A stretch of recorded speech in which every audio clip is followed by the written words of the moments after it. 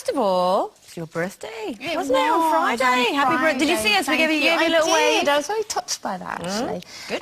But I was working on Friday, so I couldn't really celebrate it so much. But I got home at about 8 o'clock at night, and my boys were there with their friends, and Ray and Kira and all that. And they'd put banners and balloons up and blah, blah, blah. And it was really lovely, a little cake. Kira brought in a little cake. So I thought, oh, that's a nice way to end the day. And then Ray said, I'm taking you out for a meal tomorrow, which is like 10 years he's never taken me out for a meal. So I thought, it really is my birthday. And so I went up to get ready, all excited, kind of thinking, oh, God, this... We were all going with the kids and everything, and they were like, you know, it's kind of smart cash, don't get too dressed up, but, you know, blah, blah, blah. Came downstairs, walked back in my kitchen and sat down to watch the end of this programme while I was waiting for everyone. And then Ray said, come on, we're going to be late. And I said, I've got to watch the end of this. And then I felt bad, because I thought he's taking me out for a meal and I want to watch telly.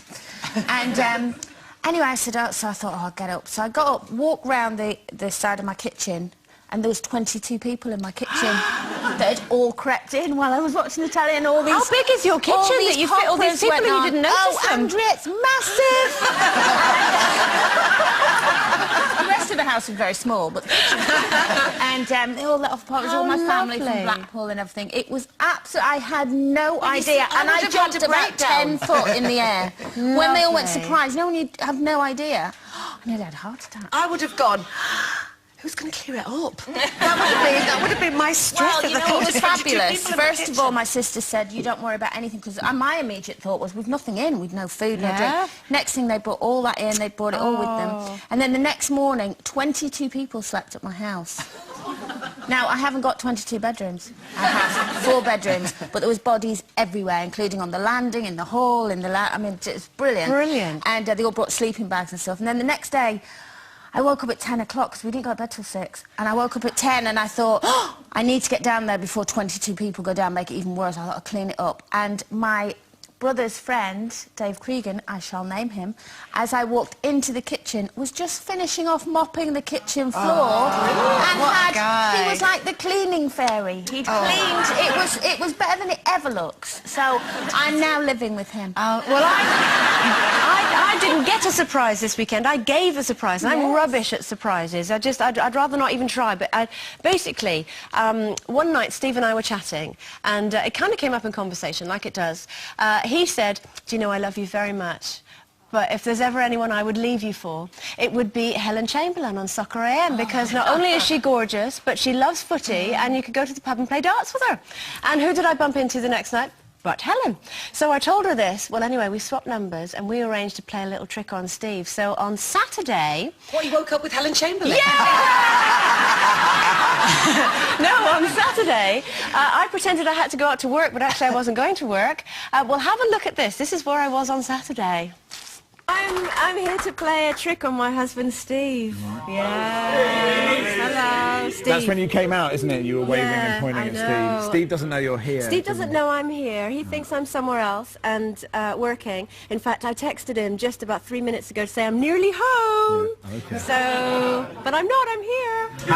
I'm so impressed! And can I just say, hello Helen, and hello Max, and hello everyone on Soccer AM. They were fab, and I forgot to bring my Soccer AM mug in, but I'm going to try and get you a loose women one so we can do a swapsy. It was great fun. I'm really jealous of you. It was fun. Being a Soccerette, that's quite cool though, isn't it? I know, not me. I was Nana Soccerette. Now, moving on, the French President Nicolas Sarkozy and his wife Carla Bruni were photographed out in Paris voting in regional elections, with speculation rife about the state of their marriage. It was hoped that the appearance would quash the recent rumours. However, when Monsieur Sarkozy made repeated attempts to clasp his wife's hand, she didn't want to accept it, so she's well and truly palmed him off.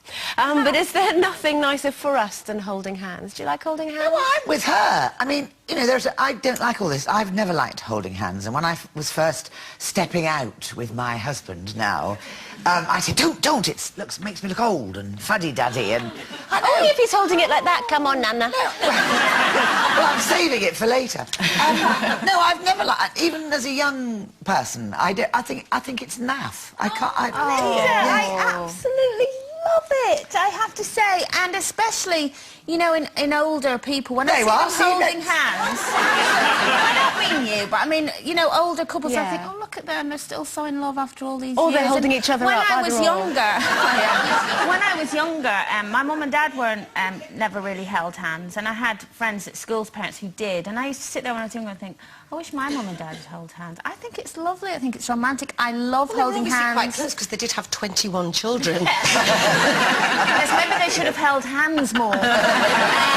So, I mean, I'm the opposite. And I think with you, because I have read your life story, Linda Bellingham, in 2 days, but so I've read it and I thought, I know what it is about you.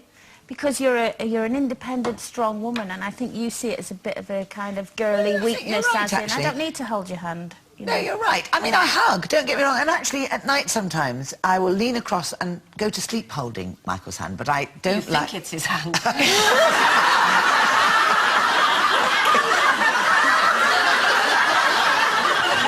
Yes, my cuddly toy. Do you hold Tim's hand then, Denise? No, he'd like me to hold his hand a lot more.